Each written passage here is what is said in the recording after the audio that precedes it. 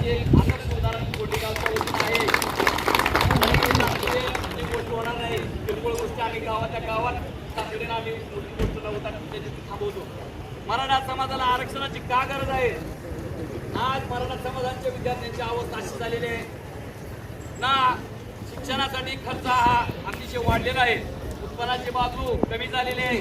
वारंवार शेतकऱ्यावर जे संकट आले या नालायक सरकारने शेतकऱ्याच्या कुठल्याच हमीभाव नाहीये. एक निर्यातबंदी उठवली, हजारो कोटी रुपयाचं नुकसान शेतकऱ्याचं झालेलं आहे.